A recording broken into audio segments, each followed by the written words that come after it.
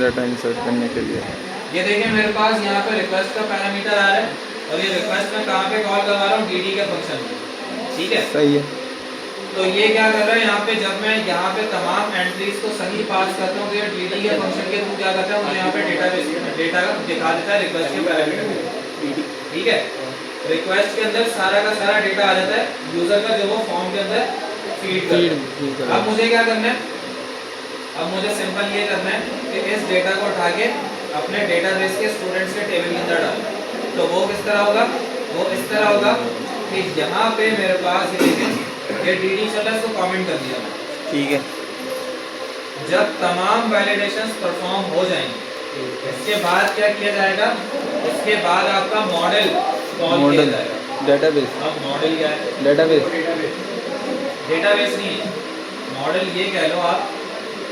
Database से तो खैर रिलेट करता है, लेकिन जितना उसके अंदर आप टेबल की जितनी इंफॉर्मेशन स्टोर करना चाहो तो आप मॉडल के अंदर करवा सकते। फॉर एग्जांपल अगर आपको मॉडल के अंदर इसमें से कुछ कॉलम्स को सिर्फ डालना है, आईडी, नेम, ईमेल, पासवर्ड, सही और जेंडर, तो ये तमाम चीज़ें आप मॉडल के अंदर डाल सकते हैं। अगर पूरा टेबल डालना है, पूरे टेबल की इंफॉर्मेशन डाल सकते हैं, ठीक है। तो मॉडल आपकी डेटाबेस के अंदर टेबल्स की इंफॉर्मेशन को रखता है, ठीक है। अच्छा, अब मॉडल क्रिएट करने का तरीका क्या होता है, PHP आर्टिजन मॉडल में मॉडल और मॉडल का नाम क्या है मेरे पास, मैं लिख देता हूँ यहाँ पे स्टूडेंट।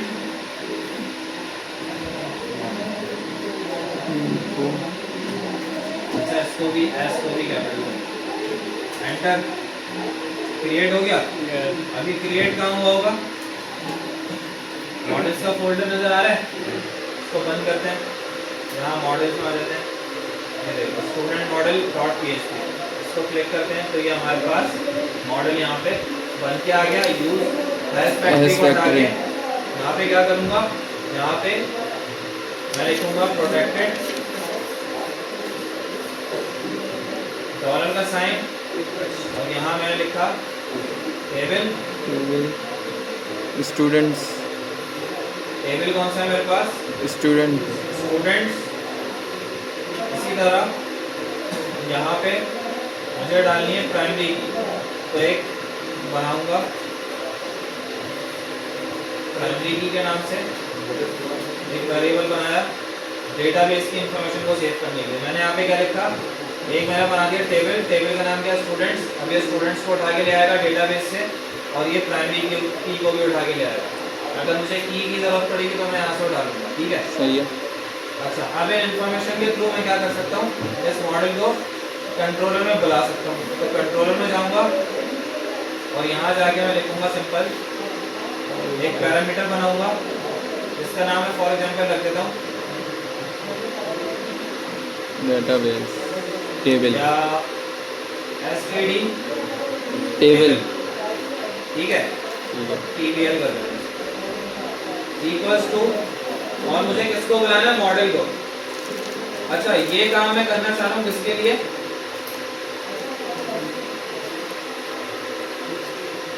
किसके लिए, कौन सा वाला, न्यू यूजर की रजिस्ट्रेशन के लिए। तो इसलिए मैंने यहाँ पे वैलिडेशन भी लगाई हुई है। सही है। तो न्यू यूजर रजिस्टर करवाना, तो यहाँ जाके एक नया ऑब्जेक्ट बनाऊंगा, कौन सी वाली क्लास से, न्यू स्टूडेंट कंट्रोलर की क्लास।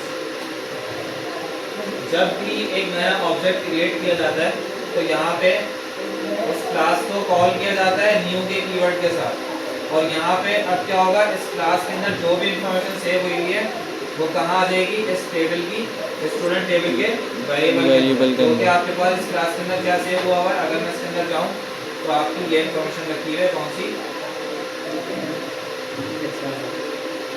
एक स्टूडेंट कंट्रोलर आ गया, बल्कि इसको मॉडल, वही तो बोल रहा हूँ सर।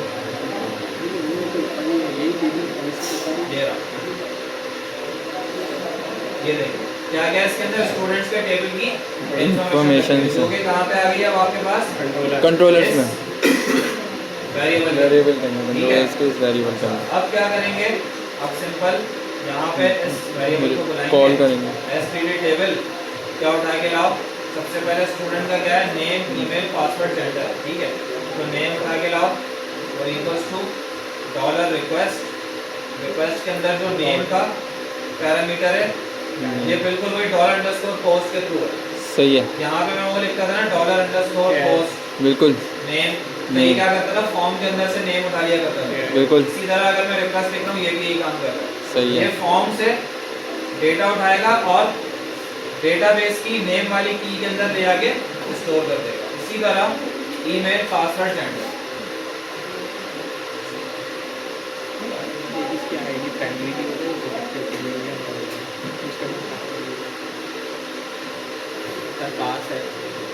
पास है डेटाबेस वहाँ पे टेबल में देख लो।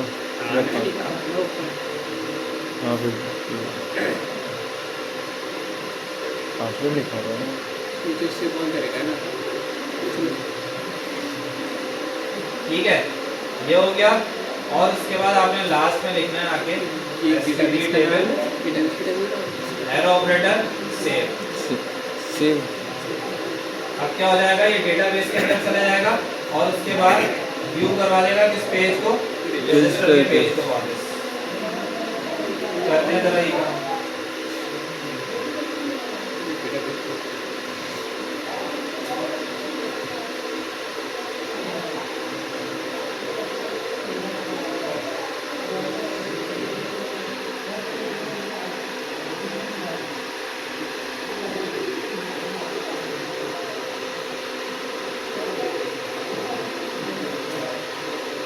रजिस्टर हो गया, वापस इसी पेज पे आ गया।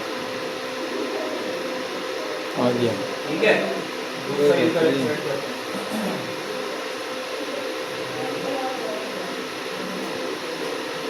मगर अलर्ट तो पता नहीं चला, अलर्ट नहीं लगा कैसे लगेगा।